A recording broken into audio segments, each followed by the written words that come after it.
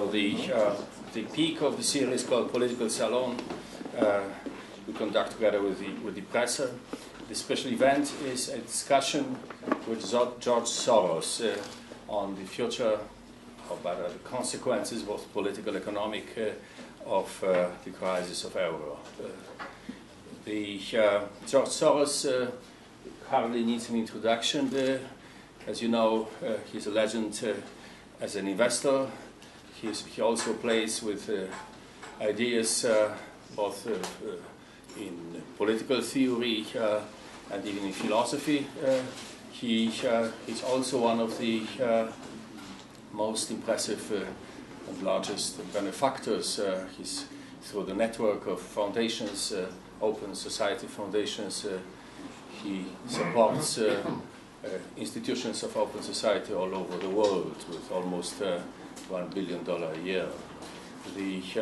George Soros has been a friend of the Institute since its inception. He was even present at the very act, the first, helping not just with money, but also with his advice to get it started. Has been here several times in various programs. I'm really happy that we can welcome him again. In particular when he's now such a important, relevant voice in a discussion about the future of United Europe. So thank you, George, for coming. Thank you that you join us today. Ivan Krastev, another permanent fellow of the Institute for Human Sciences, will now, in few sentences, introduce the topic. Then George will have some remarks. Mrs. Fekter, the Austrian Minister for Finances, kindly agreed to react to it, and then we go with the discussion. Thank you, Minister, that you came. Where are you?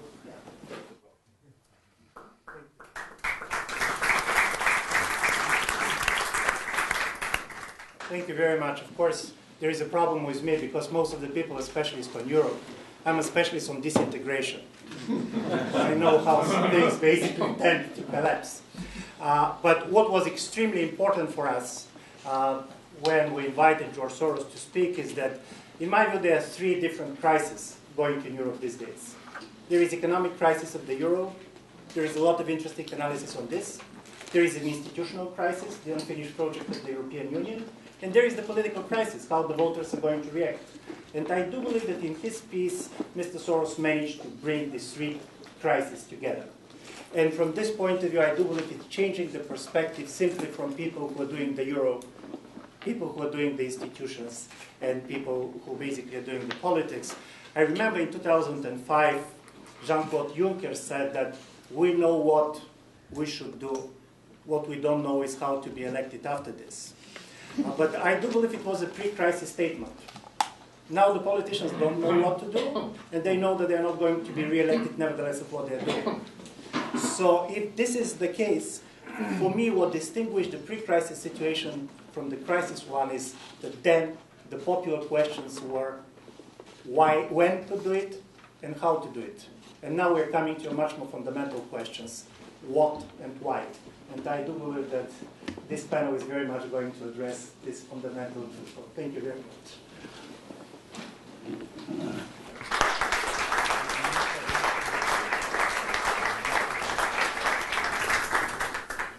Well, thank you very much for arranging this, and thank Minister Fekter and all of you for coming to participate in this discussion.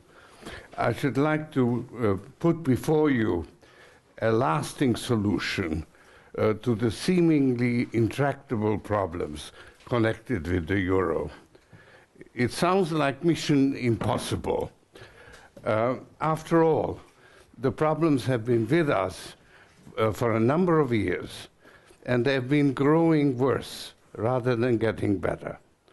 We have been drifting from crisis to crisis, and both the economic and the political situation keeps deteriorating. It has been a thoroughly debilitating process, accompanied by a lot of human suffering, not here at the core, but in the so-called periphery countries, and generating a lot of hostility and resentment, which is undermining the social cohesion of the European Union. We have reached a point where the survival of the euro could no longer be taken for granted, and there's a real danger that the euro will destroy the European Union itself. So the euro crisis has turned into a nightmare. But nightmares can be escaped. You can wake up and realize that all the seemingly insoluble problems were creatures of your own imagination. And that is the message I should like to deliver. And let me say a few words about myself. You may know me as a successful hedge fund manager who knows a thing or two about financial markets. But I'm also a fervent believer in the European Union as an embodiment of the ideal of an open society, and I don't want the euro to destroy it. I have a network of foundations that are active in various parts of the world, and I can testify from personal experience that the world really needs a strong and prosperous Europe devoted to the principles of democracy and open society. And the dramatic experience of my life was the German occupation of Hungary in 1944. I survived it because my father taught me at an early age that it's better to confront harsh reality than to passively submit to it. I realized that my analysis, I'm very critical of German policies, but please remember that I'm equally critical of others, including the financial markets. As an erstwhile critic, an erstwhile disciple of Karl Popper, I have developed a philosophy based on the recognition that our understanding of the world in which we live is inherently imperfect, and our misconceptions play an important role in shaping the course of history. It just so happens that as the largest and most successful creditor country, Germany is in the driver's seat, and whether they like it or not, their policies largely determine the outcome of the current crisis. I firmly believe that the looming depression is largely self-inflicted, and the nightmare could be escaped. It won't be easy. The situation is extremely complicated, and complex problems don't have easy solutions. I have made my analysis of the situation available in advance of today's meeting, so I'll only repeat the main points of my argument, bringing it up to date in light of latest developments, and then I'll be open to discussion. My first point is that the construct of the euro was fundamentally flawed. Its main defect, the lack of a common treasury, was well known to its architects, but there were other defects that came to light only after the financial crisis of 2007-8 and are not properly understood even today. The most important of these is that by transferring the right to print money to the European Central Bank, the member states expose themselves to the risk of default. Developed countries that borrow in their own currency have no reason to default. They can always print money. Their currency may depreciate, but the risk of default simply doesn't arise. By contrast, less developed countries that borrow in a foreign currency may well default on their obligations. What's worse, financial markets can actually drive them to default through bear rates. So, the heavily indebted countries within the euro have in effect been relegated to the status of third world countries. They have to pay heavy risk premiums and are subject to bear rates. This fact was initially ignored both by the markets and the authorities, and that is at the core of today's crisis. When the euro was introduced, government bonds were treated as riskless. The regulators allowed banks to buy unlimited amounts of government bonds without setting aside any reserves. And the central bank accepted all government bonds at its discount window on equal terms. This created a powerful incentive for commercial banks to accumulate the bonds of weaker countries, which paid higher interest rates in order to earn some extra basis points. This caused interest rates to converge, which in turn caused economic performance to diverge.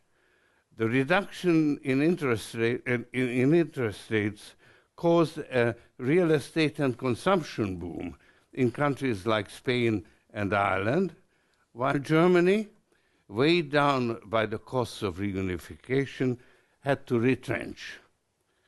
The German structural and fiscal reforms were very successful, helped by the boom in the other countries, the now so-called periphery countries. The hidden flaw in the construct of the euro became apparent only after the bankruptcy of Lehman Brothers on September 15, 2008. The first indication came when Angela Merkel declared that the guarantee that no other financial institution will be allowed to fail should be given by each country separately, not by the European Union jointly. Even then, it took financial markets more than a year to recognize the implications. Only when Greece ran into a fiscal crisis did the financial markets realize that Greece may actually default, but then they raised the risk premiums with a vengeance. This created havoc for the banking system because the solvency of financial institutions that were loaded with the bonds of the weaker countries was endangered. So the banking and sovereign debt problems are intimately interconnected. Add to it the balance of payments problems that were interconnected with the divergences in competitiveness, and you have the complexity of the euro crisis. There is a close parallel between the euro crisis and the international banking crisis of 1982. Then the IMF and the international banking authorities saved the international banking system by lending just enough money to the heavily indebted countries to enable them to avoid default, but at the cost of pushing them into a lasting depression. Latin America suffered a lost decade. Today, Germany is playing the same role as the IMF did then. The setting differs, but the effect is the same. The creditors are, in effect, shifting the whole burden of adjustment onto the debtor countries and avoiding their own responsibility for the imbalances. Yet, they were largely responsible not only for the faulty design of the euro, but also for continuing to enforce rules that have proved to be counterproductive. Regrettably, the authorities didn't understand the complexity of the crisis, let alone see a solution, so they tried to buy time. Usually that works. Financial panics subside, and the authorities realize a profit on their intervention. But not this time, because the financial problems were combined with a process of political disintegration. When the European Union was created, it was the embodiment of an open society, a voluntary association of equal states that surrendered part of their sovereignty for the common good. The euro crisis is now turning the European Union into something fundamentally different. The member countries are divided into two classes, creditors and debtors, with the creditors in charge. As the strongest creditor country, Germany is emerging as the hegemon. Under current policies, debtor countries pay substantial risk premiums for financing their government debt, and this is reflected in the cost of money throughout their economies. To make matters worse, the Bundesbank remains committed to an outmoded monetary doctrine that is deeply rooted in Germany's traumatic experience with inflation. The Bundesbank recognizes only inflation as a threat to stability and ignores deflation, which is the real threat today. Germany insists on imposing austerity on debtor countries. This can easily become counterproductive because a reduction in GDP can cause an increase in the debt ratio. There is a real danger that the two-tier Europe will become permanent. Both human and financial resources will be attracted to the center, and the periphery will become permanently depressed. Germany will even enjoy some relief from its demographic problems by the immigration of well-educated people from the Iberian Peninsula and Italy, instead of less qualified Gastarbeiter from Turkey or Ukraine. But the periphery will be seething with resentment. Now, this is not the result of some evil plot, but of a lack of coherent policy. German politicians, however, have started to figure out the advantages it has conferred on Germany, and this has begun to influence their policy decisions.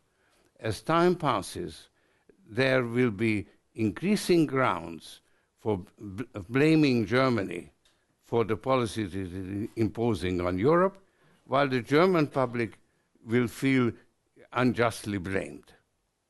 This is truly a tragedy of historic significance. As in the ancient Greek tragedies, misconceptions and the sheer lack of understanding have unintended but fateful consequences. Now, imperial power can bring great benefits, but it must be earned by looking after those who live under its aegis. The United States emerged as the leader of the free world after the end of the Second World War. The Bretton Woods system made it the first among equals, but the United States was a benevolent hegemon, which earned the lasting gratitude of Europe by engaging in the Marshall Plan. That's the historic opportunity that Germany is missing. Today, Germany, as the largest creditor country, is in charge, but it doesn't harbor any imperial ambitions. Paradoxically, the desire to avoid dominating Europe is part of the reason while Germany has failed to rise to the occasion and behave as a benevolent hegemon. Germany refuses to take on any additional liabilities. As a result, every opportunity to resolve the crisis has been missed. The crisis spread from Greece to other deficit countries, and eventually the very survival of the euro has come into question. Since a breakup of the euro would cause immense damage, Germany is doing and will continue to do the minimum necessary to hold the euro together.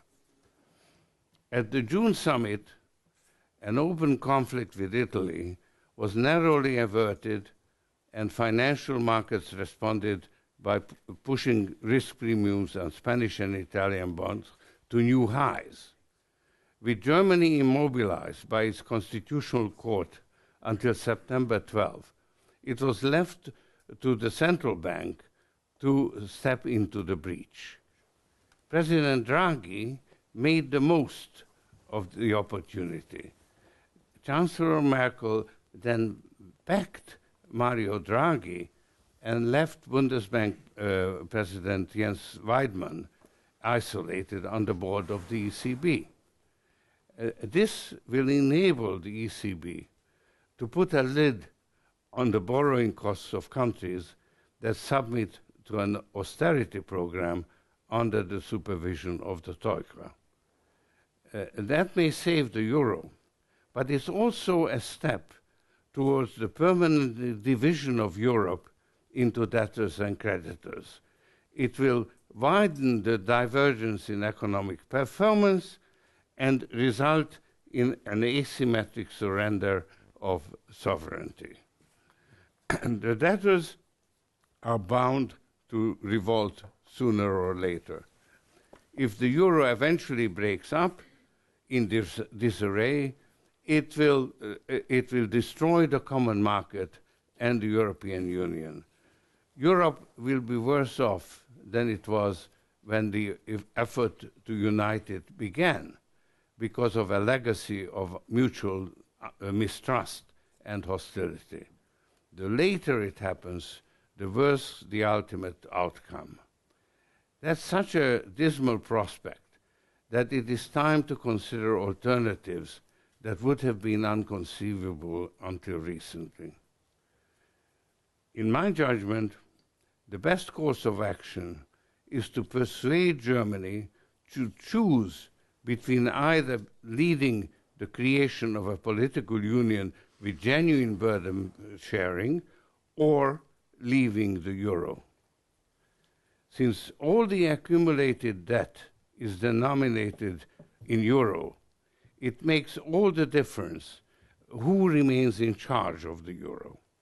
If Germany left, the euro would depreciate, the debtor countries would regain their competitiveness, and then that would diminish in real terms, and with the ECB in their control, the threat of default would evaporate.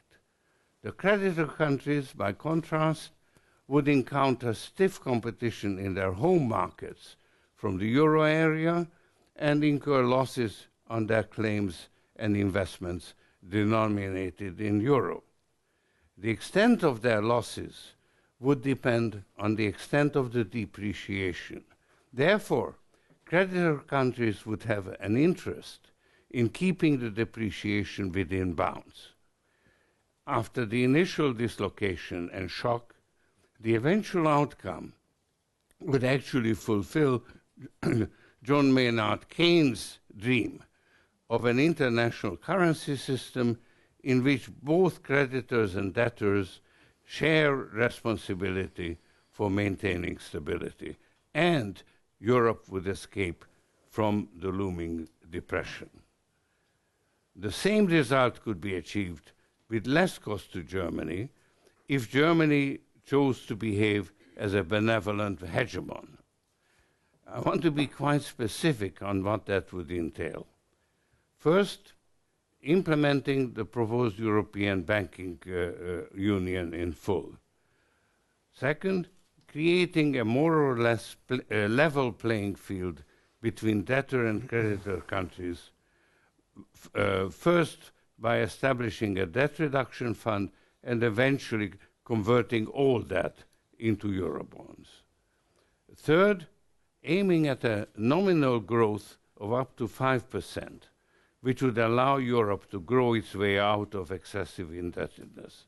This could be achieved only by accepting a period of inflation higher than the 2% currently targeted by the ECB. If the German public could undergo a sufficiently profound change of heart to satisfy these three conditions, it would be by far the best for all concerned if Germany stayed in the euro. If not, it would be best if Germany and the other like-minded creditor countries withdrew from the euro in a negotiated separation. Whatever Germany decides would be better than to passively follow the line of least resistance and allow the nightmare to continue. So that is my solution to the nightmare. Thank you.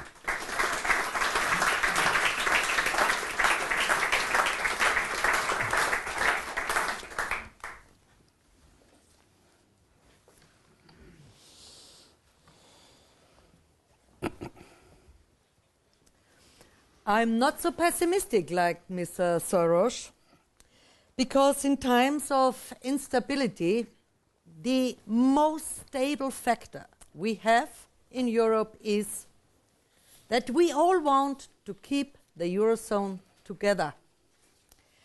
I don't know any responsible politician, not any colleague in the ECOFIN, not any head of state of government in the Council, who does not follow this path.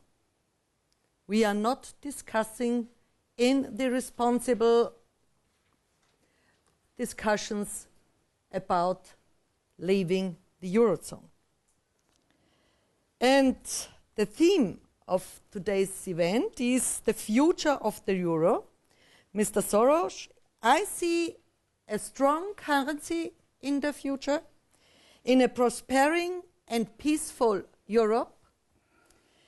And I also see a European economic and monetary union with a fiscal union, banking union, and, in the long run, a political union.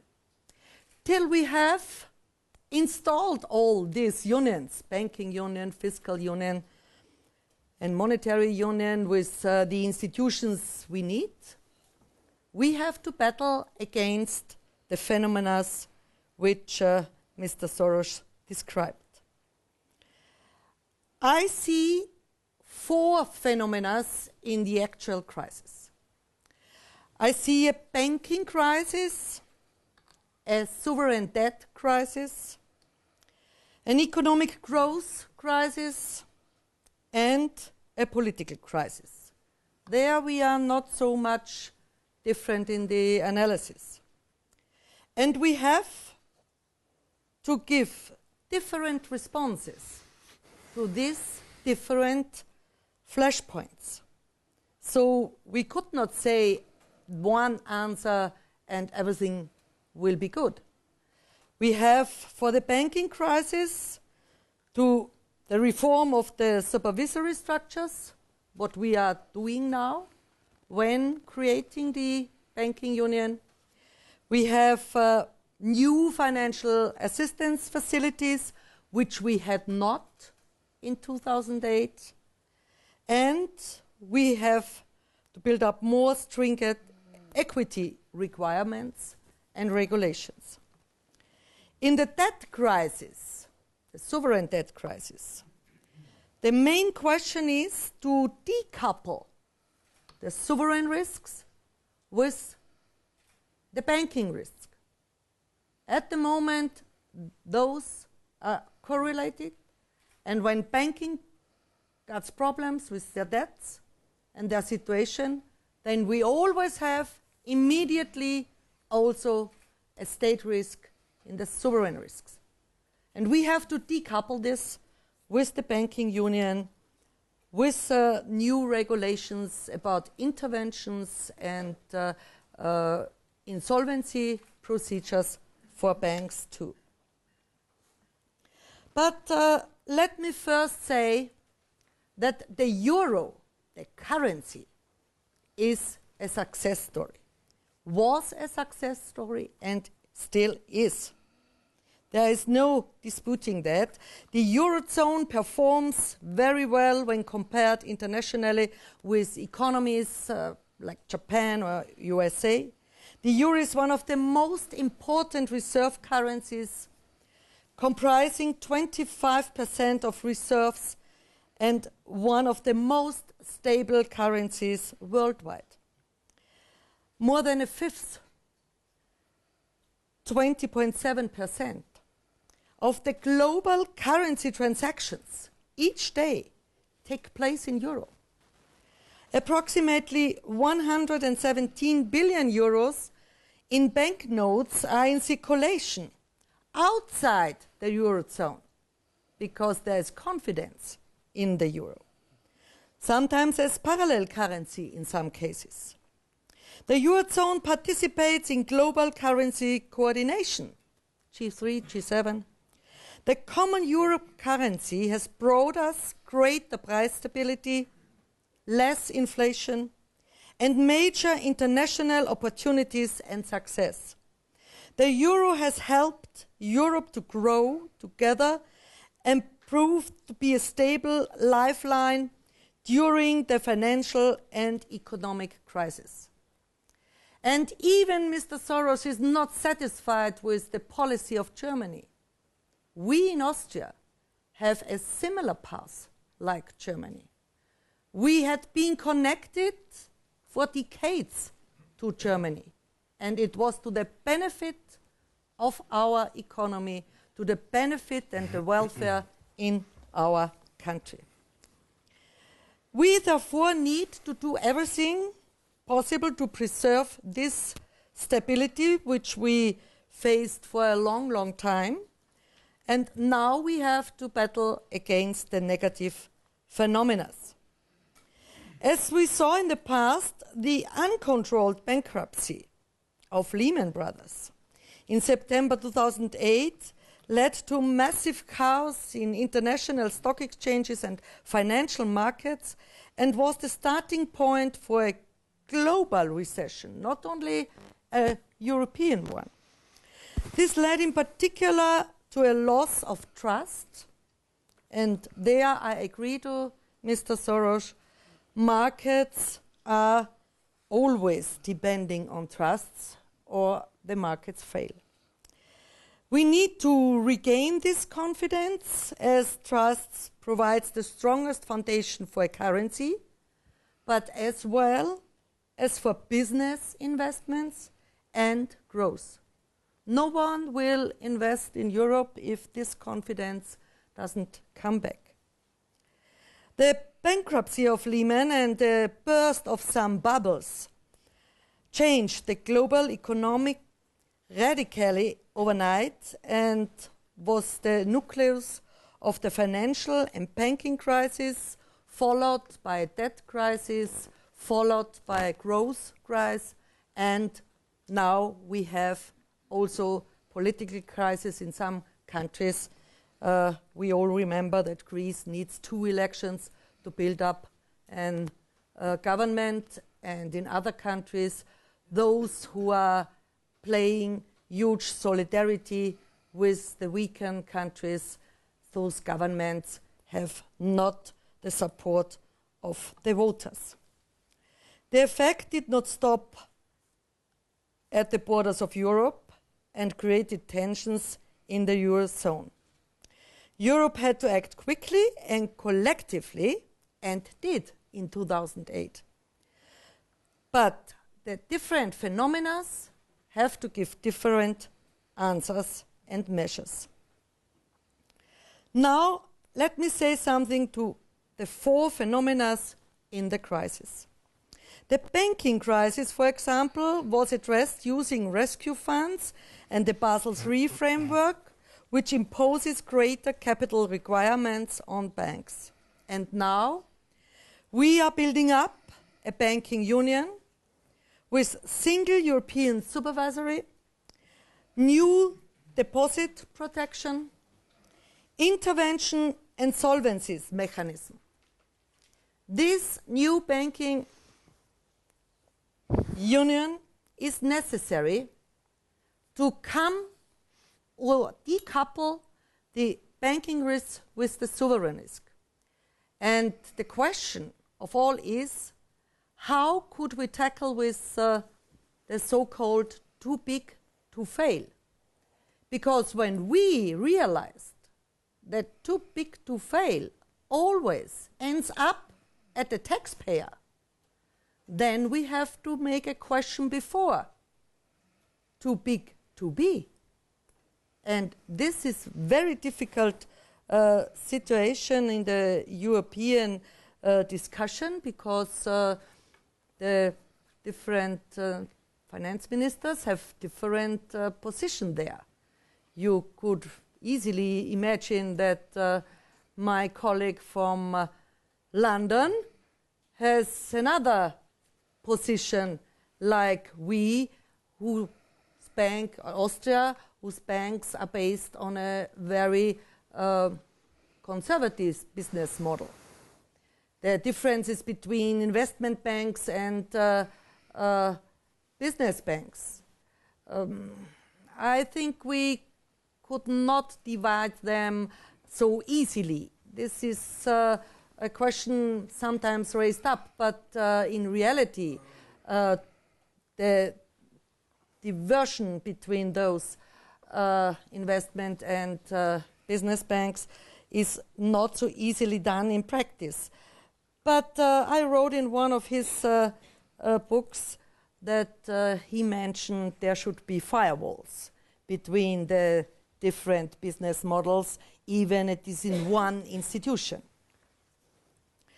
So when we could build up the banking union, then we could go a step further, because it is necessary to decouple sovereign debt from bank debt and find new mechanisms for assistance, such as the EFSF and the ESM. And when we solve the banking problem, then we have to solve the sovereign debt problem in the different countries. Finally, even we are willing to help, we only do this under strict conditionality. And also the ECB made the decision last week under strict conditionality. We, against the debt crisis, we already implemented instruments like the six-pack, the two-pack, the new fiscal compact, to strengthen fiscal discipline and reduce macroeconomic imbalances within Europe. I think that the instrument against macroeconomic imbalances is one of the most efficient we have. Only 4 countries in the Eurozone, in the whole EU from the 27, have a balanced economic base. Austria belongs to such one of the 4 balanced economic situation. And if we can a little bit get to a better economic balance between the rich and the poor, between the industrialized and those who are offering services, between the peripheries and the center, these measures for balanced economic situation, I think, is one of the key things we have to tackle with in Europe. We also know that fiscal discipline is necessary to come down with the debts, but it is also necessary to come to growth, that the weakened countries can build up their own stability and confidence to come back to the market. And growth could be stimulated by states, but not for new debts. You have to have a clear point of view how to tackle the future themes. We in Austria made a consolidation path of 27 billion. And 6 billion we spent on future topics like innovation, research, green jobs,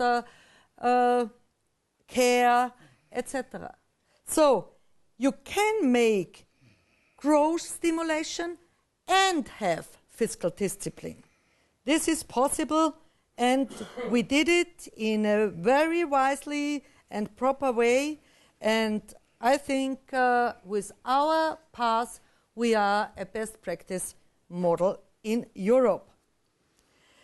The serious crisis also naturally had a political effect.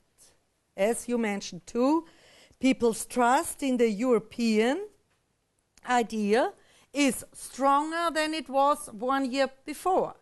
But people don't trust in the solidarity we are doing.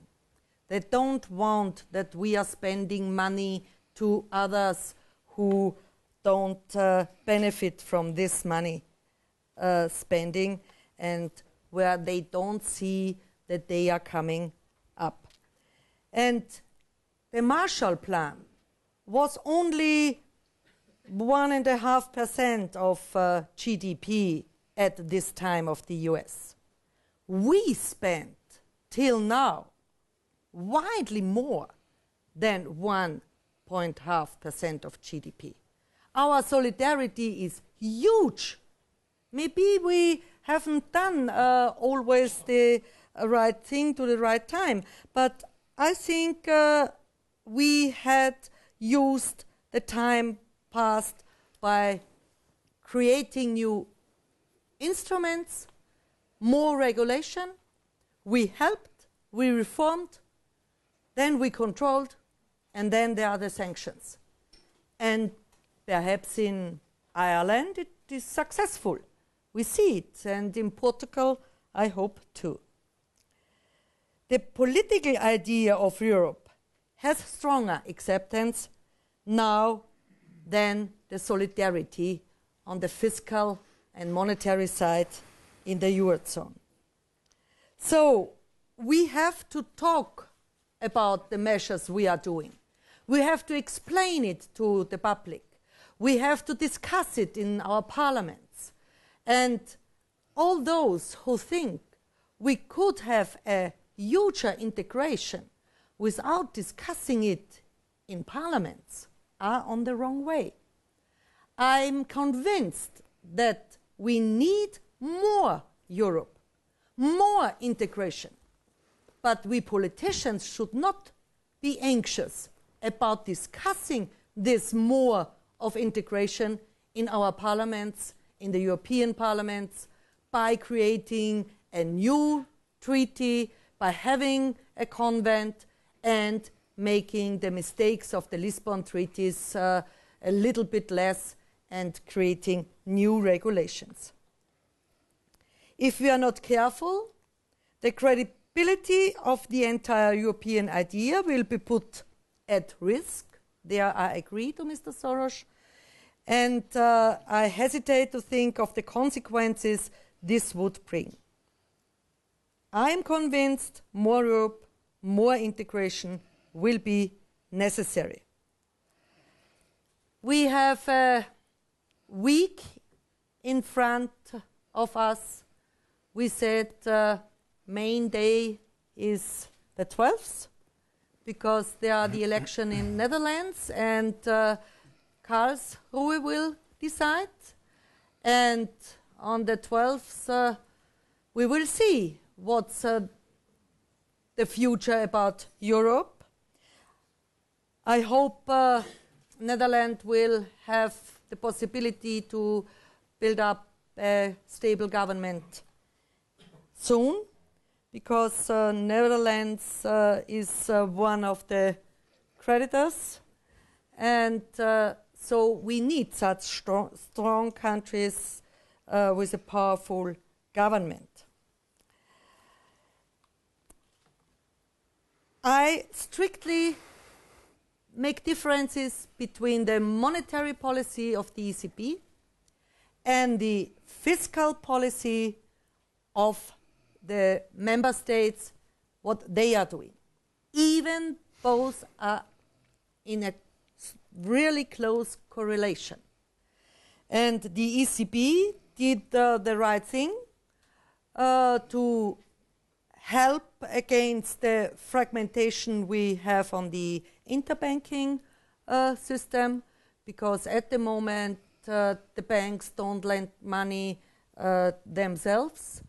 It is necessary to go over the ECB, and the ECB has brought enough money and liquidity to the whole system and has helped on the fiscal side by the buying program under strict condition. But this, what the ECB is doing, has to be accompanied by politics, has to be accompanied by our fiscal union measures, where we are quite far. The six-pack greatly strengthens budget policy coordination, particularly in the Eurozone, but also outside. New procedures, sanctions are aimed at effectively reducing deficits and debt ratios. The fiscal compact further strengthens budget discipline. You know, we in Austria too have the debt brake, and we want to get zero deficit in the year 2016. The so-called two-pack, which is currently still being negotiated, will introduce stronger prevention and monitoring and controlling of national budget policies. And this, for a politician, is a huge question. How much of our sovereignty in budgeting will we have to give up to Europe? And my answer is, if you are making your homework, then you keep the sovereignty in budgeteering things. You are only free in politics to decide if you are making your homework. If you don't make your homework, then the supervisory, Europe, the Commission, the Troika will overrule you. The Eurozone implemented also extensive control and sanction mechanism. During the latest reforms that will ensure a reduction in the sovereign debt ratios of its member states. Hungary was the first country who was facing such sanctions, and then they did their homework to be not under European control at all. The European Stability Mechanism provides appropriate support, even it comes in operation. And we now have institutions for crisis management, which we had not in the year 2008. Besides the fiscal policies, the ECB provides monetary policies with the measures we discussed already last week, and where I thank our governor, Mr. Novotny, for his pragmatic but very serious way, and I think we are on a good way. Every institution shall have clear responsibilities to avoid moral hazard, and these conditions has to be controlled. The key question against moral hazard is clear rules and controlling them. Supervision will be detailed and extensive and has to be centralized. Strong sanctions can be expected for improper conduct. Having these instruments available, we don't have to fear a variety of unpleasant scenarios. And for example, I can definitely exclude the following one: Northern and Southern Euro, or especially some of Eurozone members are shifted out. Such a division would benefit no one in the end and would be unstable. It would be the real bottom for speculations and for instability. It would not really have safe transaction costs. It would imply less internal trade, a reduced competitiveness, periodic devaluation within Europe, and continuous currency speculation. Leverage, like Swiss franc, we saw what happens if the strong ones have the center or north euro. And we belong to the north, the center, because we were connected for decades with Germany. And if Germany leaves, then we would have to leave too. And then our currency is hiring up like the Swiss franc did. And what happened with the Swiss economy, with the exports? Swiss had to connect to the euro to protect their own exports.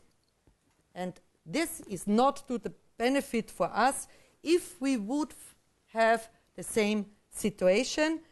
So deleverage, like perhaps for 30–40%, is a huge burden on our export industry. The new decision of the bond program of the ECB was a pragmatic way to show the whole world that we want to stay together in the Eurozone. This is the most stable factor we have there. Thank you very much.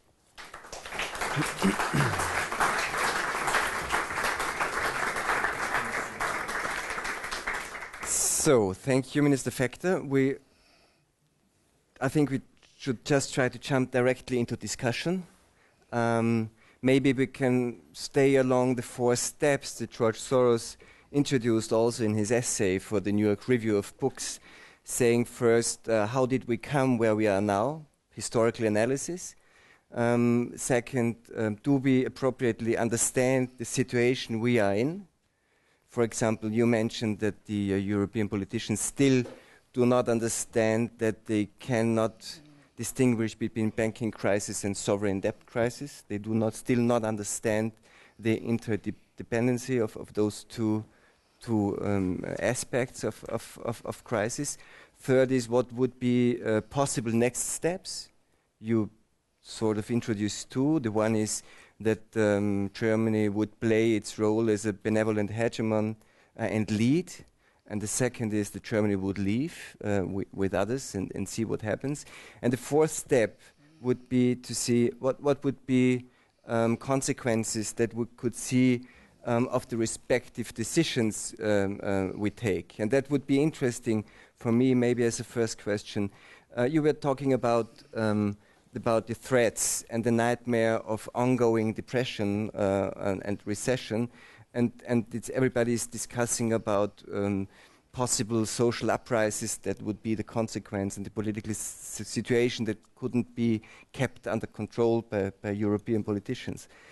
Obviously, the other risk for the way of the political union is that people would not agree with the fact that political union would become effective without the decision of national parliaments or even national citizens, whether they would want to accept this transfer of sovereignty that is necessary to create a political union. So this risks, those are obviously two sets of risks. And my impression is that the one set, the one of social problems, disintegration of societies, social uprisings, is highlighted very often.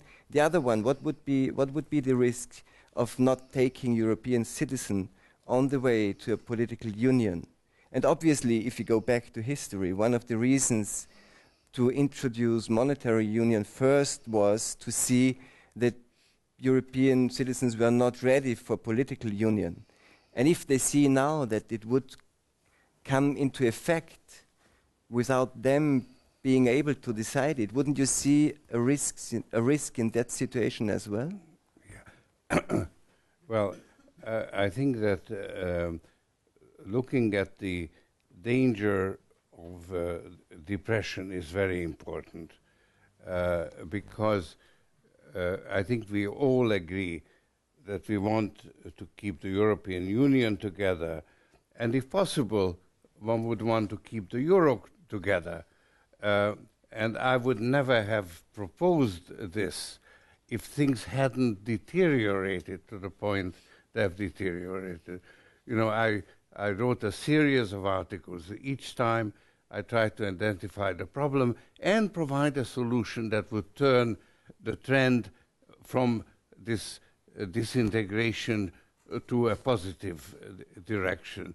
Unfortunately, none of those steps were taken, and the situation continued to deteriorate. And while politicians, you are absolutely right, nobody wants to discuss a dissolution of the euro, but the fact is that everybody is now worried about the dissolution of the euro. And the ECB, for one, has clearly stated that it is taking this rather desperate measure, which really pushes the powers of the ECB to the limit, or maybe over the limit, according to the Bundesbank. On the grounds, as Asmussen has stated, that the very existence of the euro is endangered. And therefore, if the ECB is the only functioning institution and is entrusted with maintaining stability, then maintaining the euro has to be part of the maintaining of stability. And that's the justification for the intervention, which wouldn't have been possible earlier. So we do face the reality, and that's the only reason why I want to face reality and confront it now. As I say, until this year, I would never have come up with this proposition because it wouldn't have been necessary. You could have taken measures that would have been short of that. Now, you have very well outlined the common solution, and one can examine it. But when you say that the split up into a northern and southern euro is absolutely out of the question, I have to differ with you because it gives you a measure of what has to be accomplished without a split in order to choose that route instead of a split, because a split would be very disruptive, and particularly politically would be dangerous, very dangerous. But it may be better to choose that route if you can't get there within the and there the real problem is not the fact that Germany is dictating, but the fact that the policies that Germany is dictating or imposing are actually counterproductive and the wrong policies. Because while you need structural reforms, fiscal reforms, they are not sufficient, and if you insist on that at the cost of pushing the economy into a deflationary, self-reinforcing downward spiral, then you are in a trap, a deflationary trap. And I'm not predicting it, I'm observing it. Because you look at Spain, which has, nobody can accuse of Spain of misbehaving the way Greece has misbehaved. So Spain has basically done all the right things. It was very prudent. It was actually a shining example of good banking regulation, because they were actually more counter-cyclical against real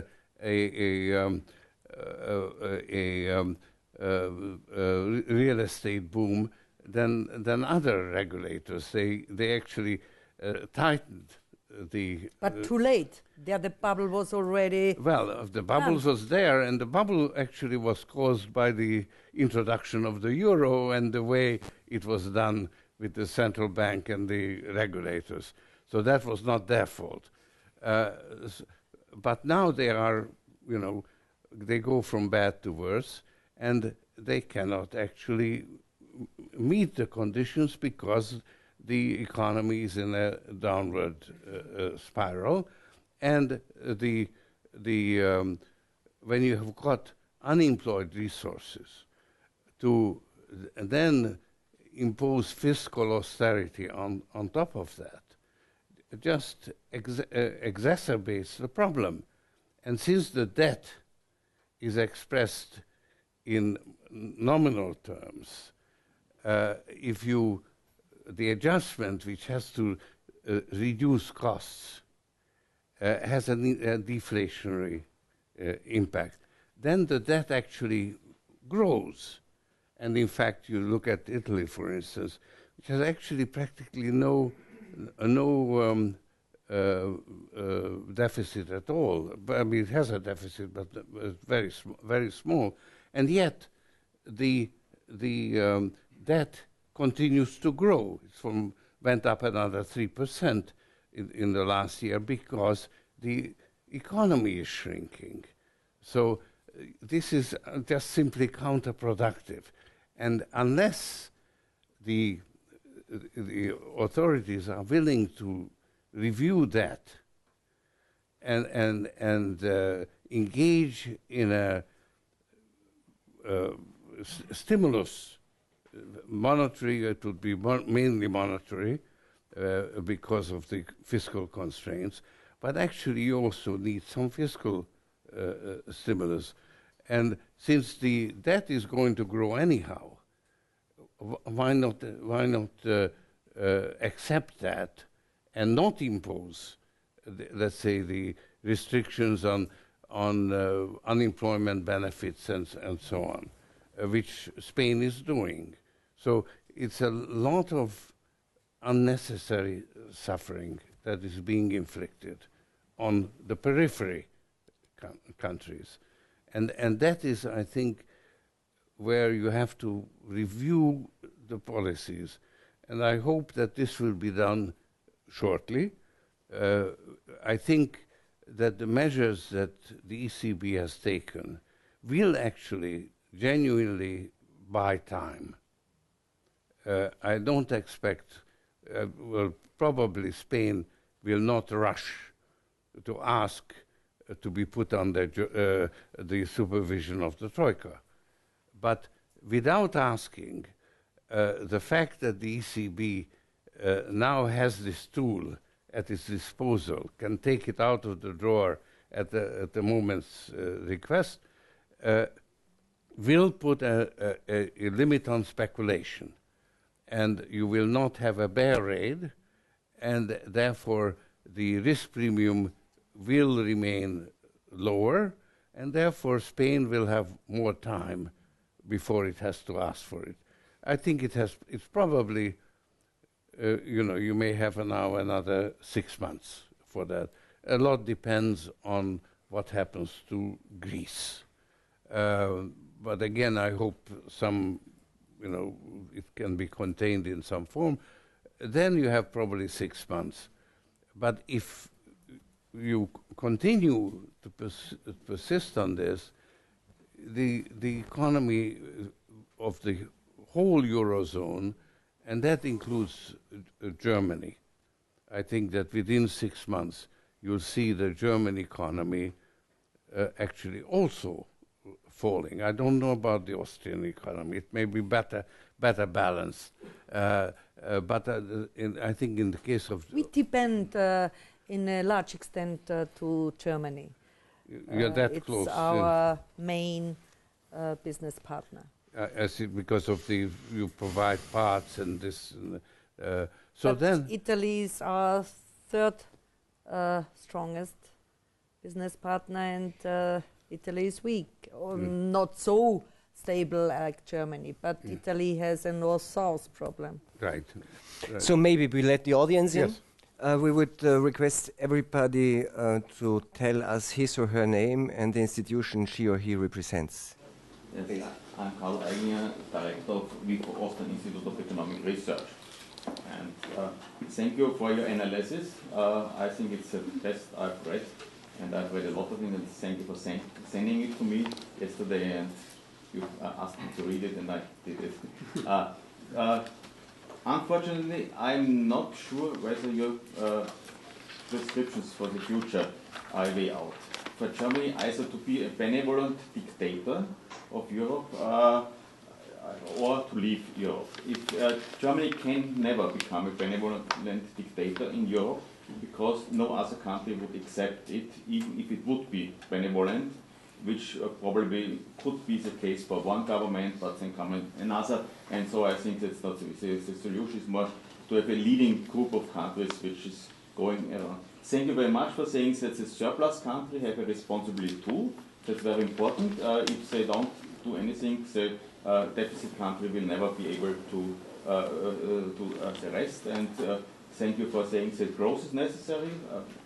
Again, leaving euro for the German economy is impossible because then Austria would have to leave, Netherlands would have to leave, and the markets would speculate for 5 years who will leave and who will not leave. It will not be a decision on a Friday evening or on a Sunday evening, but it will be a decision which is going over for years, and in these years the financial markets will destroy the rest of the euro. Therefore, that's not possible. To create a northern euro is not feasible either, because we don't know who would be a member.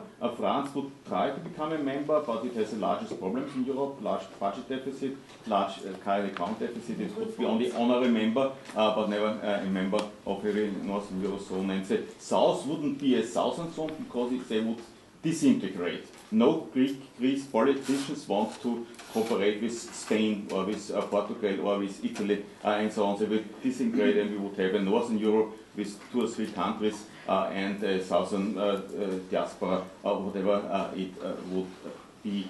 And leading is not possible, and leaving is not possible. Therefore, we should go along the way to restructure the European house, which, as you well said, is not built correctly. We have not done several things, and we must do these things now. And there are several ways, and we should not do it as it's done today.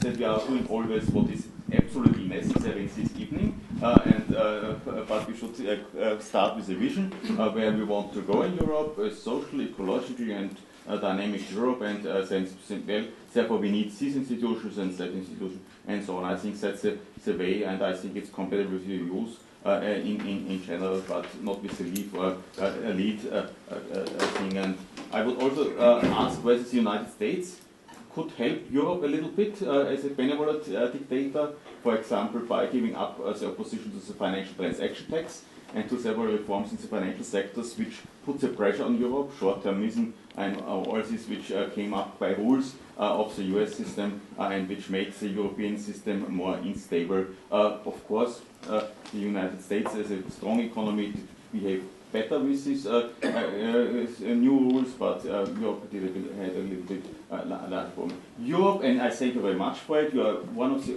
only Americans we don't say that euro is a spoiled project from the beginning. I know a lot of Ivan Greens and so on who started, well, it could never have happened and it should have not started, and thank you for trying to reform this.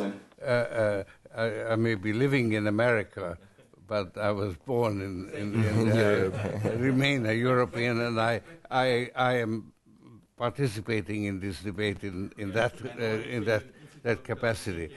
Okay, but think we have a strong who was also born in Austria, who says just go back to the old currency and leave the euro. So thank you very much for thinking about the future. Let me take one issue just with one thing you said. One could then go to other things as well.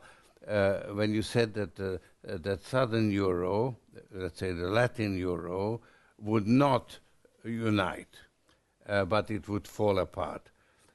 What I am afraid that if we go this route, eventually Italy and Spain may well decide to leave. And then you have this process of gradual disintegration, which would actually destroy the euro, and unfortunately it would destroy the common market. And so that's what I want to avoid. And if you left the euro, if Germany withdrew and, let's say, formed a northern euro, there would be a tremendous incentive for the Latin countries to pull together to actually institute the political institutions that are necessary, like a fiscal authority, the equivalent of a treasury. That would be a European, a Latin a treasury, because the prize that you would earn is that you would be able to issue Eurobonds that would sell at levels comparable to Japanese and US and UK bonds. But a Eurobond issued by Spain plus Greece would never be. Well, that's what you say, but I think you're totally wrong on that, and that's where I'm taking issue, because if you, it's in the footnote of my lecture, of my article, but if you look at the vital statistics of a Eurozone excluding Germany, it compares very favorably. The debt ratio is much lower than either of the other three, and the deficit is much lower, and of course with a differential in exchange rate, they would be much more competitive, and they would be growing. They would be, instead of in this deflationary trap, the debt would shrink together with the currency, and the economy would grow, and that means that the debt ratio would be reduced. The debt wouldn't be reduced, but the debt ratio would let's say 5% real growth. Your debt ratio actually comes down. In the case of Italy, it's 4%. In the case of Spain, it would be 6%, depending on your your debt. But so they already came down after the decision of the ECB. So the risk premium came down, but there's no growth, and so the debt ratio is doomed to increase. That's the problem. In other words, the problem is not that Germany is dictating it. It is that what is being dictated is the inappropriate policy. And there, I am an Anglo-Saxon economist in the sense that I am very much influenced by Keynes. And he was engaged in a big debate with Hayek and others in the Depression, And I think he showed convincingly that there is such a thing as deflation. And that's where we are. And if you deny it, you know, there's goodwill, and I think we are on the same wavelength in wanting the euro to survive. But we must face reality and not advocate the inappropriate policy. Next question was Ivar Novotny. Yeah, my name is Ivar Novotny. I'm a humble central banker, and I think central bankers have to be humble these days. And make just some short comment. I think also in monetary policy, as you mentioned, it is important not to ignore the political and historical foundations on which to build. And therefore, just to make a short comment on the recent divergences between the Bundesbank on the one hand and the other, let's say, hard currency central banks on the other hand, this was not about any differences in the principal outlook. We all share the clear priority for price stability. The difference was a different outlook with regard to the danger, or the imminence of the danger and of the costs of a breakup of the euro. And here, the majority was very much aware that this is a rather high cost, high danger affair, as has been also been the view of most European governments, including the German government and also including the Austrian government. So therefore, I think if we look what's on the practical perspective that we have now, to use the favorite phrase of Karl Popper, I think there is no realistic alternative to, let's say, piecemeal engineering, which de facto means buy time. Because one has to be aware, structural changes, and there are needed structural changes, they need time. And we have spoken about Spain. Well, what we see in Spain, of course, was is a huge bubble in the real estate market. Such a to correct for this bubble needs time. Wouldn't help to say I build more houses to secure full employment in the construction industry. It would be the wrong way. The same is, let's say, it needs time to construct a functioning tax system. All this.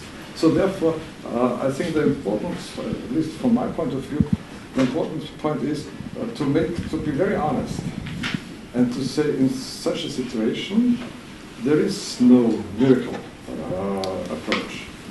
It is, let's say, a steady hand policy that you need doing this, but giving a perspective in what way we want to go. And I'm aware this is politically not so easy, but on the other hand, I think this, if we can show that there's already some progress in line, and Mr. Fekter has mentioned that Ireland is an example, that we have in Portugal a good example, that we see also in Spain, that the balance of payments is improving on the export side. So I think if we add this up, and if we also manage to give a certain sense of, let's say, stability, and this is exactly what we wanted to do with the measure of the ECB this week, then we should be aware it takes time, but at the end of the day, I would be very careful to engage too much in, let's say, doomsday scenarios and really see it as a kind of step-by-step approach. Well, I entirely agree with you that you need time. You can't go from one point to the other in no time at all. But do we need to spend that time in deflation, or could we spend that time with nominal growth? If you had nominal growth instead of deflation, then it would, during the passage of time, the conditions would be improving. If you spend it with deflation, then during the passage of time, the problem just keeps growing bigger. So this is, if only one could persuade the authorities to recognize that deflation is a threat to price stability equal to inflation. And of course, in the 30s, you had deflation. You had the depression and deflation. Since the end of the Second World War, you only had inflation. And Keynes lost its influence because people who followed Keynes slavishly were not paying enough attention to inflation. So in the 70s, you had inflationary excess, but basically, ever since the Second World War, you had growth, but nominal growth well in excess of real growth, and the leverage in the economy kept on increasing and has actually, especially since 1980, really took off, and you ended in this financial crisis. So you only had inflation since then. But in the 30s, and if you go back historically to the 19th century, you had long periods of deflation, usually connected with also with economic decline, unemployment, and so on. So this is really the choice.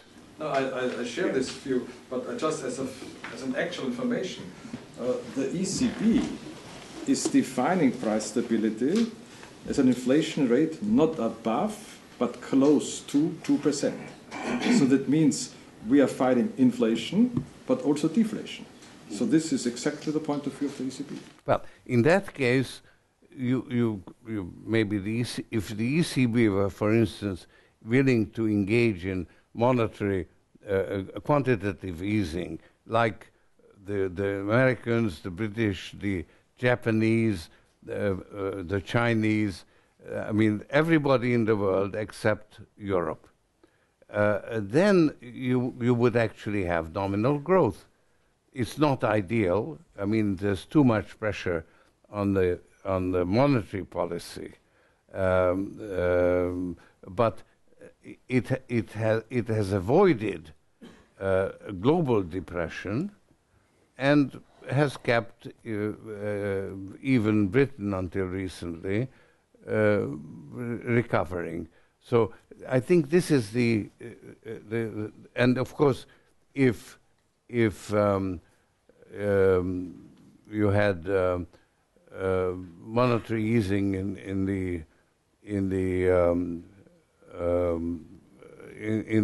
Europe, the euro would probably decline, and right now a decline in the euro would be a help in growing out of it. Of course, it's not something that people with retirement benefits want to see, but in terms of reducing unemployment, it would be useful. So you could actually do it with keeping the euro together, but you would have to manage the euro differently. And I think, unfortunately, that is not yet happening. And I would like to see that seriously considered in the next 6 months. So since we are running out a little bit of time and we've got still a bunch of questions, my proposal would be that we collect 3 and we ask the ones who take the questions and the ones who answer it to keep short. Ivan was the next one. I just wanted to put the voters' dimension of this, because I do believe beyond all these plans, there is an assumption that elites have a control over the situation. I mean political, on both sides. But if you go to the opinion polls, you're going to see a major difference between the North and the South. In the South, there is a strong resistance towards the austerity policies, but people are ready for common institutions because they mistrust their own governments.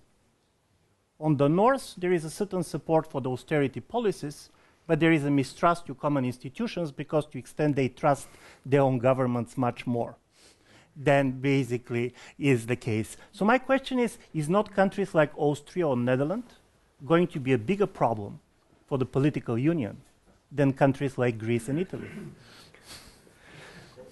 The young colleague. Yeah. My name is Karolina Kipura. I'm a Bronislaw Geremek Fellow here in this institute. I have two brief questions. The first question would be about the legitimacy of the European project. It seems that the euro was launched as a means of integration, not as an aim of integration. The aim of integration was from the very beginning, strengthening of democracy, but even more, I would say, making sure that the totalitarianism would never come again. So I would say this fear of totalitarianism was the strongest legitimacy of European Union from the very beginning.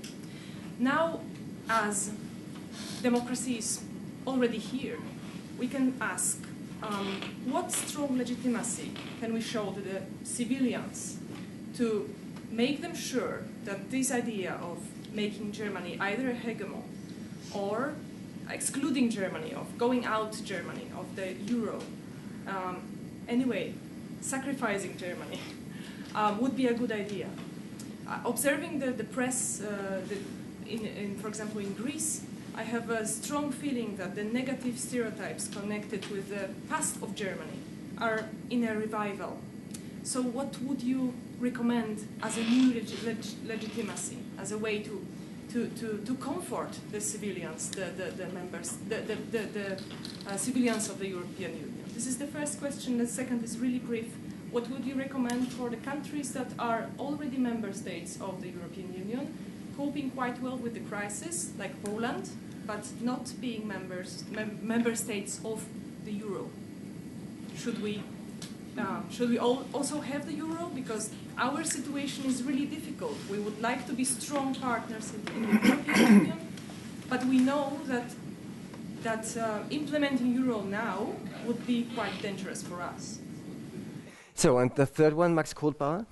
Yeah, Max Kohlbauer, I'm a former banker, and I don't want to add that I'm also in the National Bank of Austria, because I shouldn't say anything if I would speak in this role, because just Ewald is allowed to talk about monetary policy. Now, I was grateful to read your article. I read the one a year ago at the very same time in the New York Review of Books, and today I enjoyed it thoroughly, until you came to this sharp conclusion of either you lead or you leave. Germany should lead. Now, you are the man of open society, and you know very well that you need public support. And I do understand the politicians that, as you have described it several times, once you have a completely different narrative of the story, and once people in Austria and in Germany, they don't really feel that they were benefactors, benevolent of that system, they don't understand how they should pay for it. Now, the bill has long been presented, and we have to pay in one sort or the other. So I agree with you on the point that you need lower interest rates, and you need sustainable interest rates, and it's ridiculous that we should cope with these high interest rates the southern states should carry. That's not possible. And I also agree that the deflationary process is an enormous menace for Europe and for the policy in Europe. But once again, having had the narrative and having had the history, and it's completely different to the history of the Marshall Plan, because at that time you had the menace, you had a very strong menace in the eastern part of that world, so nobody would object that at that time. So my question is, how bring people in our countries to support anything of that policy? Because at the moment we work with a veil, which will veil. And of course, this what the central banks are doing is helping, and nobody really asked whether they're allowed to do that. We are all glad that they do, but we should need an idea how to make people support this kind of policy, and saying that Germany should be a benevolent actor is very difficult these times if you look at the mood of the people in all the other countries. So I would like to support you, but it will be very difficult and risky. Well, I think Germany has been going in the wrong direction in terms of being increasingly intransigent against making any additional sacrifices. And I think the Constitutional Court, I'm afraid, is going to reinforce this on September 12. So that is, I'm distressed about it, and I think there's a lot of misunderstanding on this issue. And if I may come back to your remarks, where you said Marshall Plan was 1.5% of GDP, and you have already committed significantly more.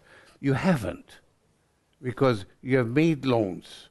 Actually, in bailing out Greece, you even charged a penalty rate at the beginning, rescue with imposing penalty, which is not the kind of rescue that actually works.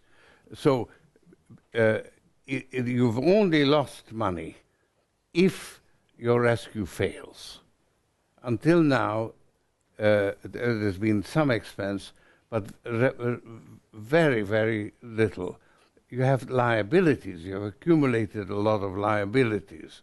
In fact, because of capital flight through the euro clearing system, the deficit or the outstanding balances will, I think they already exceed €1 trillion.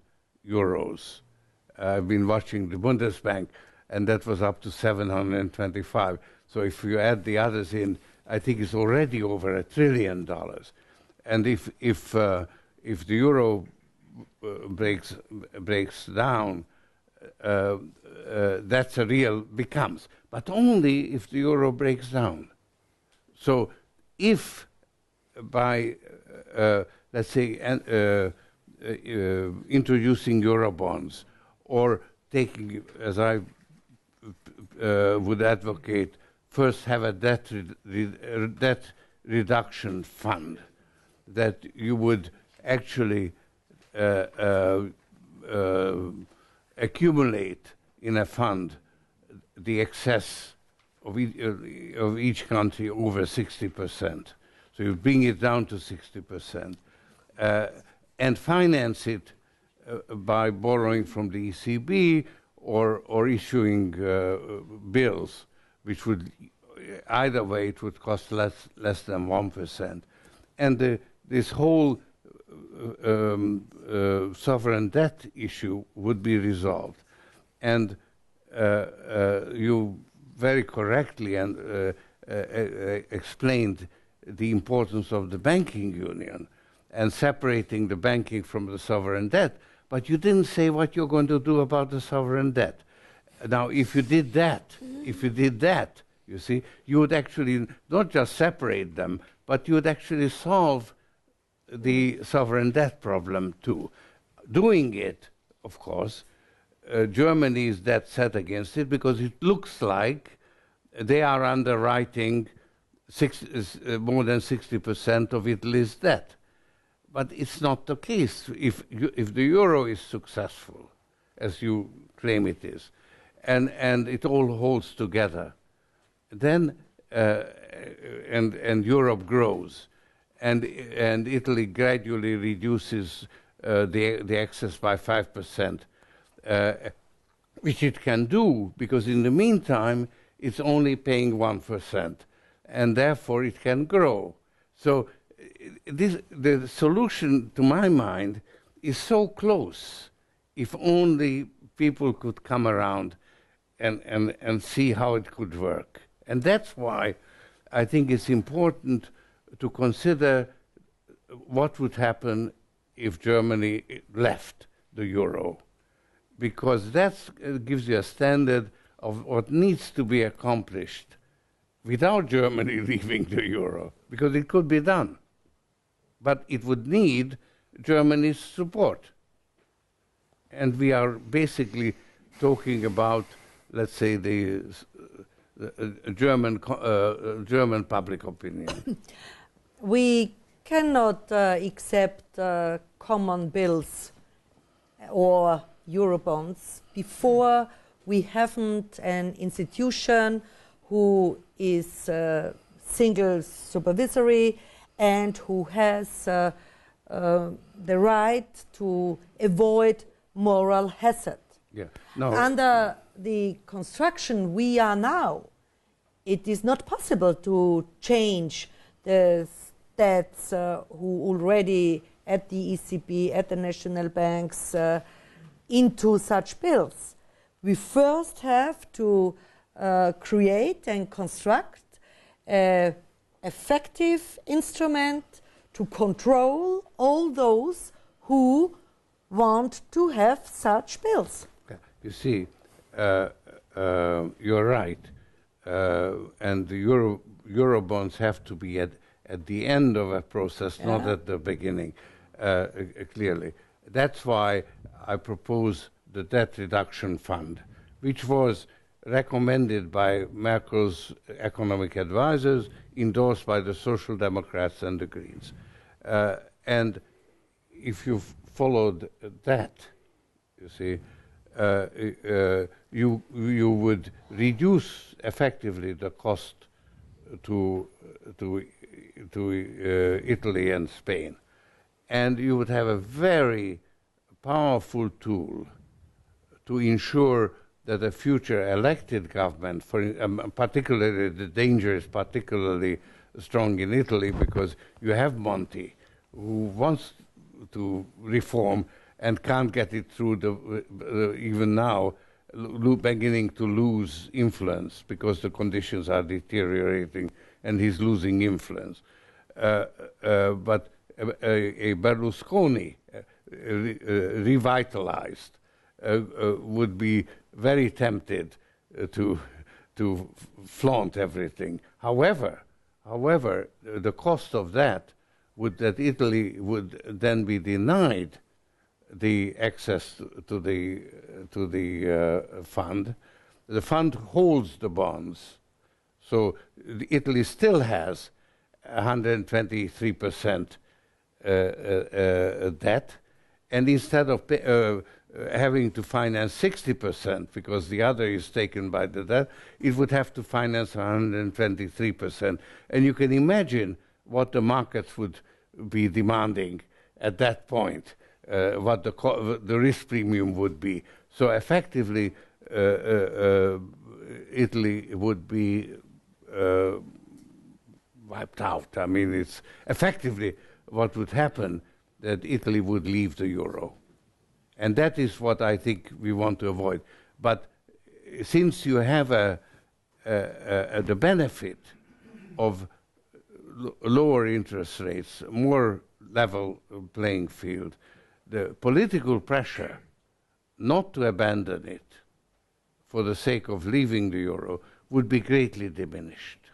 So in terms of moral hazard, this is the most powerful tool you have, because you by giving a gift, a helping hand, and then you lose that, is much more convincing than being told just austerity, and when you are good, you will earn your rewards in the other world, because there's no assurance that that would ever get you out of the trap that you are being put. So this is the choice. Back from metaphysics, please. Then what's the next question? I just, on some of this discussion, my name is Ali Steinbichler. I run one of the banks that was nationalized in the country because of the financial crisis. I'm also a member of Austria's first post-war generation. And I find it a little burdensome to see Europe referred to as a nightmare, because we can all share in the frustrations and of political inability to take or implement decisions, for sure. But at the end, Europe is not a nightmare. It's still the opportunity and not the threat. And I think some of the discussions that are going on underline that, actually. And they say we may be quite close to some solutions. Frankly, sitting on a 10 billion European portfolio, I'm much more optimistic today than I was a year ago, because things are being taken, decisions are being taken, they're being implemented frustratingly slowly, and we're seeing it in the market every day. But things are moving, not the least also because of the central bank, European Central Bank decision last Friday, and we see the impact the markets take if we allow decisions to just play out.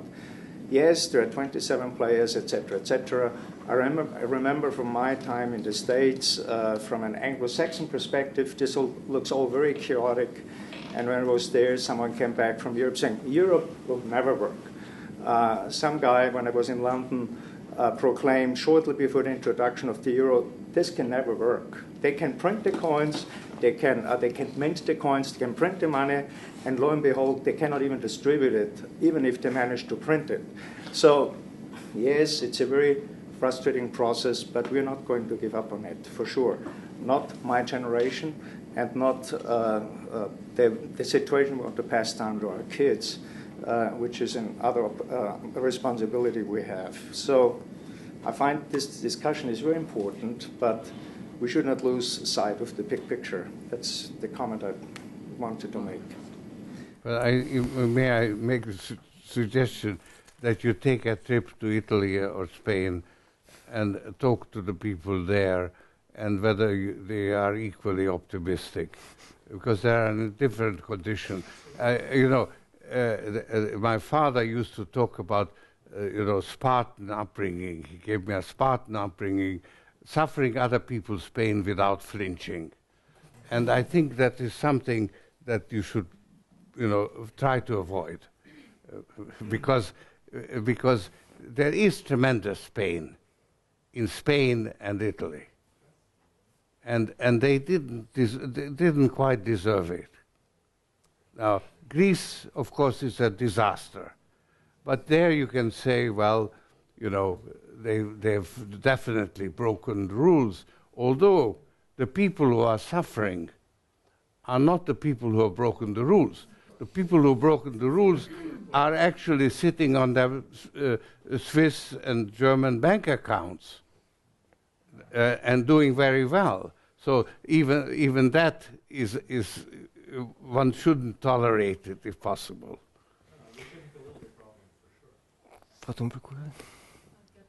Oh, by the way, I have to answer the question on Polish.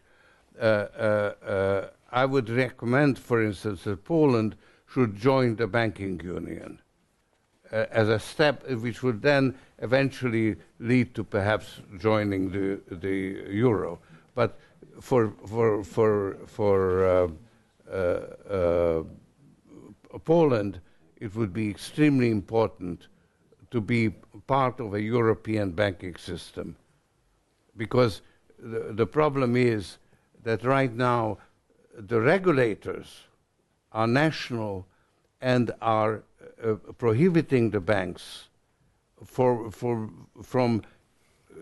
freely moving their capital from one country to another. So, for instance, Italian banks can't take money from Germany and take it to...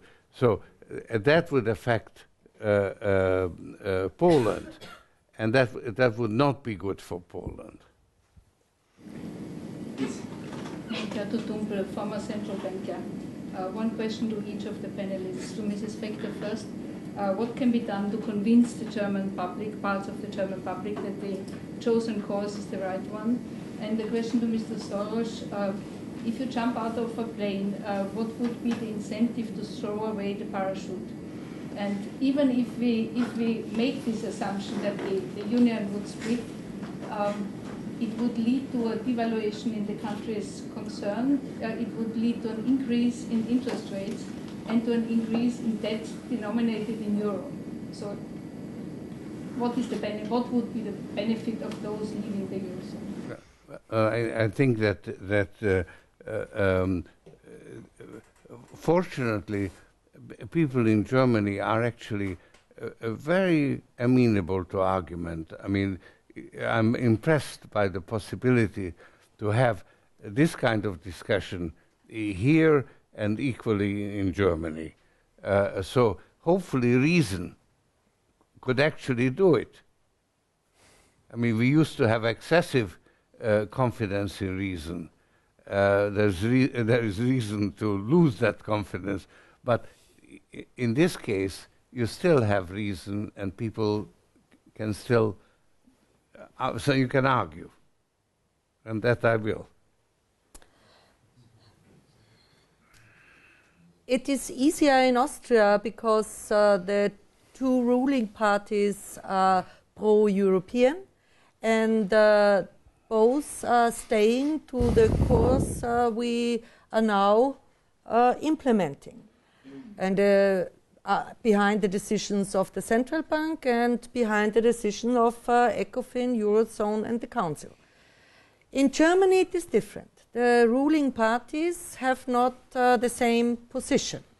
The right wing is skeptical and a little bit more fundamentalistic against. And so Merkel tries to find with her partner a way to be operative in ruling the country. Secondly, they have no majority in the second chamber, and therefore also is coming some torpedoes in the debate from the countries. And in Austria we have a situation that 1/3 is fundamentalistic against Europe, 1/3 is pro-European, and 1/3 is enthusiastic pro-European. So a stable situation, 2/3 are pro-European more or less. And we only have 1/3 who is fundamentalistic against. So the political acceptance, and this was your question, how we tackle this, is here in Austria stable, but it differs from the topics we are discussing. Sometimes people don't like that Brussels is telling us what to do, and people don't like to be under household consolidation here in our country, and billions are spent anywhere else, because sometimes for 1 million no money is possible, and the minister says no, we have to keep our budget plans. And on the other hand, the banking system needs 1 billion.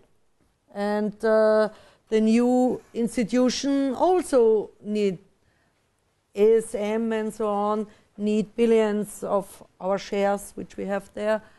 So it's a difficult situation, but we have to explain it. And I think it is the wrong way, which we did for a very long time, as the topics are very technical and difficult, and we have a very low knowledge of fiscal and monetary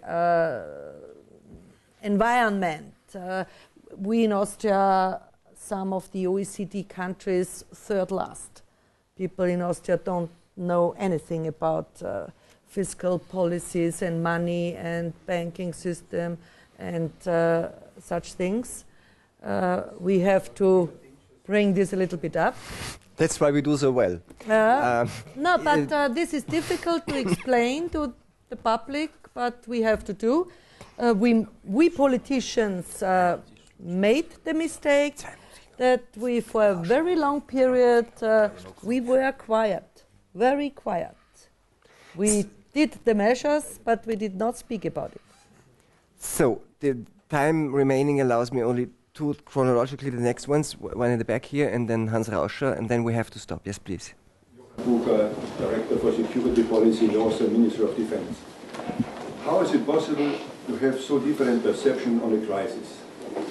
Predominantly in the Anglo-Saxon world, this perspective, in Europe, this perspective. And this brings me to the speech that President Obama has delivered just recently at the National Convention of the Democrats, when he expressed in one sentence three major threats for the US. And he said in that sequence, terror, Euro crisis, and Israel. What is your interpretation, Mr. Soros, of this sentence? And secondly, the Europeans try to buy time. What happens, what would happen if two crises accumulate, namely Euro crisis plus the crisis in Israel, when the Israelis start hitting Iran? Would that be the drop that brings the whole system shaking? Thank you. Hans Rauscher. Yes, Hans Rauscher, a columnist for the Daily Standard. I understand a so-called European fiscal authority is a linchpin of your way out. Could you enlarge a bit on that? Is this the European economic government people are talking about, or is it just another three? A very good question, and if I may answer that first. It starts off as a monetary fund, and hopefully develops into a common treasury. In other words, it starts off by taking possession of the ESM and the EFSF, and within that union, Germany has 80%, I mean, there's an 80% voting requirement. 85%. 85%, which gives Germany a veto power, which I think is appropriate if the creditor countries take a disproportionate risk. If the fiscal authority develops its own power to tax, for instance, by taking a share of the VAT collected in the member countries, then each country is contributing proportionately, and then a normal majority ought to decide. And I think that would be that's the way the fiscal authority would work. First, as a monetary fund with effectively German direction, and eventually a common treasury with a power to tax. So you would rebuild the trust. You can't go from a period of increasing conflicts to sudden unification. That would be the way to get there. Now, sorry. May please. I add to this? Because I think it is not only a monetary institutional thing. We also have differences if you compare the rights which the Commissioner for Competitiveness and the Common Market has. This Commissioner has rights to go directly into the country, to have executive rights, and he could make huge sanctions in millions of euros when the competitors are doing worse. So this commissioner has institutional rights and a strong position. For the currency, the commissioner has no similar rights. Nothing. He can moderate and say and give some rules and new regulations, but no executive right. Not similar to his colleague Almunia, perhaps.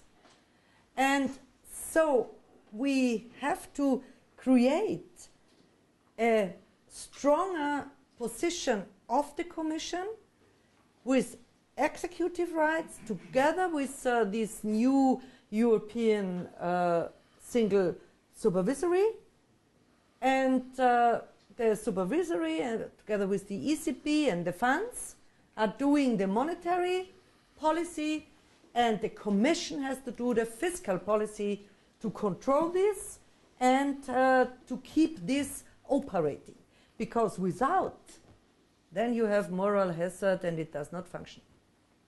So you would agree with the idea that there would be needed sort of treasury in the European Union as a sort of counterpart to the ECB? On the record.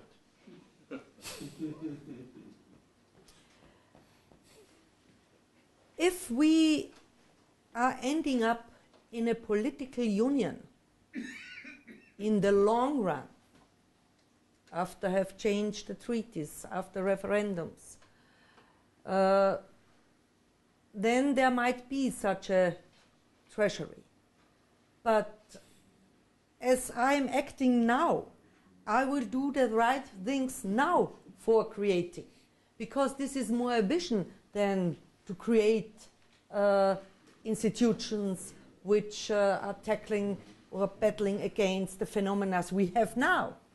I am in the short and medium term operations at the moment, and in the short and medium term I don't see it. But on the long run, Keynes told us we are all dead, so... I am a fan of Hayek. I am a fan of Hayek. So this... Well, that would be the next discussion here in this room. I think you did not answer the other question of the gentleman in the last row. Accumulating the US body. Maybe one short answer and then we stop May it. I answer the question of the lady, because this was one really important for all of us. She said something about totalitarianism, etc., Germany, and the political impact of all this. I don't see so much the totalitarianism. Democracies are stable enough. Total regimes in Europe I cannot imagine. But what I see is that we have a huge revival of extremism, especially new nationalism. Every country is just watching the home situation. And together with populism, the extreme wings, the rights and the lefts, in new nationalism and in new populism are quite a danger for the political stability in the Eurozone. This I fear much more than the totalitarianism. Well, so we have to come to an end. Thank you very much, Minister Fekter and George Soros. And I think, do you want to have the last word as always? Or? Just no last word. Thank you very much for coming. George, Mrs. Fekter.